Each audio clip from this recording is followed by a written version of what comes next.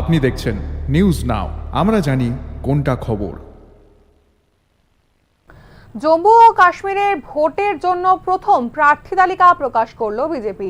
আবারও জানাই যে জম্মু এবং কাশ্মীরের ভোটের জন্য প্রথম প্রার্থী তালিকা প্রকাশ করলো বিজেপি। উপত্যকার বিধানসভায় মোট 90টি আসন রয়েছে, তার মধ্যে সোমবার 82টি আসনের প্রার্থীর নাম ঘোষণা করেছে বিজেপি। প্রায় এক দশক পর জম্মু ও কাশ্মীরে বিধানসভা নির্বাচন হতে চলেছে। এবারের ভোটে অন্যতম মুখ্য বিষয় হতে চলেছে রাজ্যের মর্যাদা ফেরানোর দাবি। উপত্যকার দুই প্রধান আঞ্চলিক দল ন্যাশনাল কনফারেন্স এবং পিপলস ডেমোক্রেটিক পার্টি উভয় শিবির থেকেই এই বিষয়ে সুর চড়ানো হচ্ছে। এই আবহেই প্রথম প্রার্থী তালিকা প্রকাশ করলো বিজেপি এবং এটিকে একটা বড় চ্যালেঞ্জ রূপেই দেখা হচ্ছে গোটা রাজনৈতিক মহলে। যেমনটা আপনাদেরকে জানাচ্ছি যে জম্মু এবং কাশ্মীরে ভোটের জন্য আজকে প্রথম প্রার্থী তালিকা প্রকাশ করলো বিজেপি।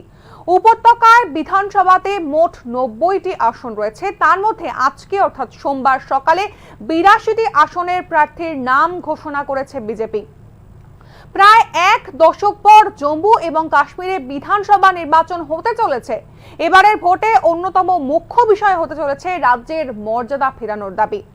উপত্যকার দুই প্রধান আঞ্চলিক দল ন্যাশনাল কনফারেন্স এবং পিপলস ডেমোক্রেটিক পার্টি উভয় শিবির থেকেই এই বিষয়ে সুর চড়ানো হচ্ছে। এই আবহেই প্রথম প্রার্থী তালিকা প্রকাশ করলো বিজেপি।